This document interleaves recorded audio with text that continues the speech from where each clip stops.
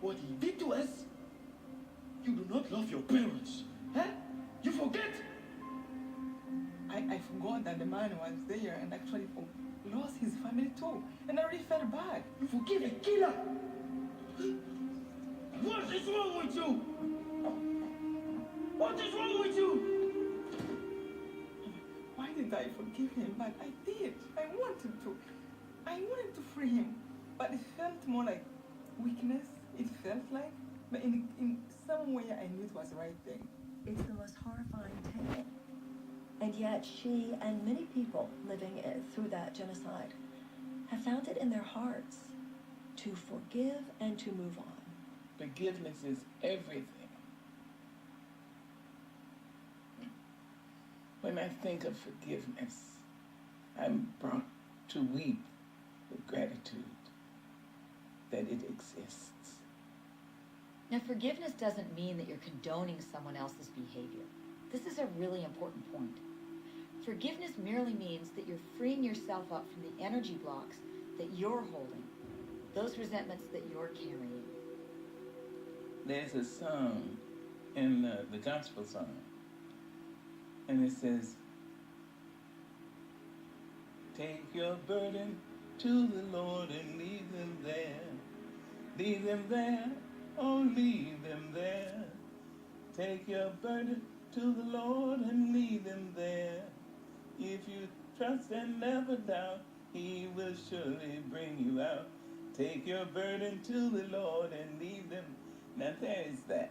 And there are people who sing that with such fervor and such confidence. And those are the same people who take their burden, say, they are my burdens, and then they get up and take the burden with them when they go. How can we connect with the heart? Well, the starting point is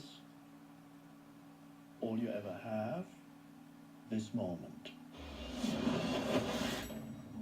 We are so busy all the time. There's no time, no space, no silence for the heart.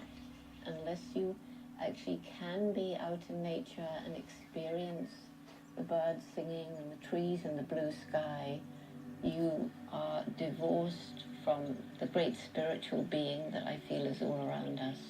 And I've been so lucky to spend months and months on my own in nature. Then you can become a whole human being with heart and brain and spirit all connected and whole. That's why maybe people meditate or pray, because they need that space, that moment when you listen to the heart. Every storm has a hole in the center the size of a navel through which a gull can fly in silence. And so you become calm. You must become calm. If you don't know what to do, do nothing. Don't fill your time with trivia. Simply do nothing. Simply sit.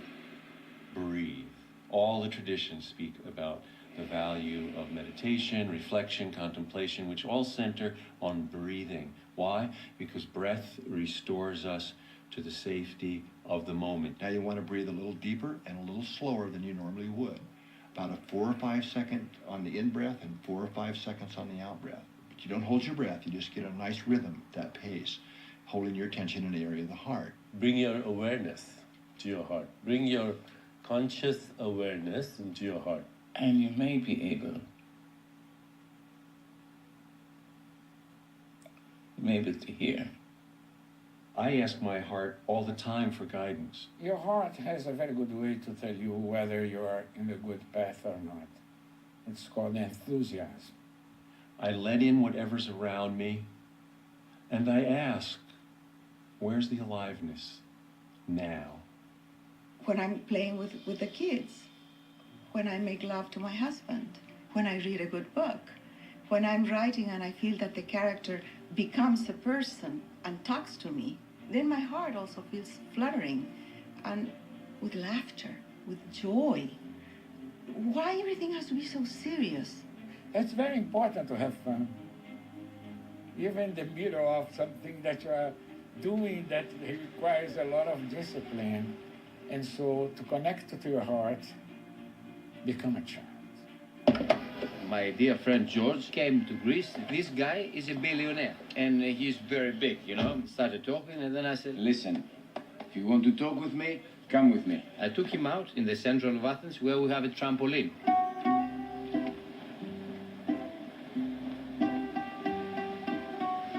We're not going to talk business unless you follow me on the trampoline, man. No. Yes, together. I'm not going on a trampoline. Caesar. You're a difficult guy to get undressed, man.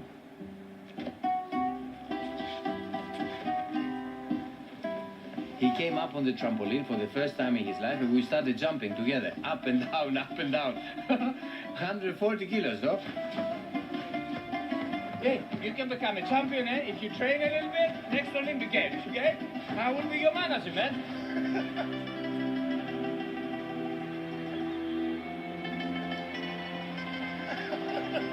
Wow, what a good boy you are, man. That's the way I like it. He was so happy. It's like a little child. It is hidden. The child is hidden. Everybody is a child, even him, who is a billionaire. And the child is saying, hello, I'm here. But we think, oh, we are grown up, so we're not going to listen to this child. Because this child has childish dreams. And so we forget the child. And from the moment that we forget the child, we think the child is going to forget us. No, the child is not going to forget us. This child will be there always. Hello, I'm here. I'm talking to you. Can you listen? And then you say, shut up. I don't want to listen to you. But the day that you are facing death, this child will be there, and I'm going to ask you again, didn't you listen to me? And then you have to answer. And your answer will be your hell or your heaven. The difference between being childish and childlike is that being childish reduces our world and returns us to being self-centered. Being childlike returns us to wonder. It's wonderful to be like a child. If you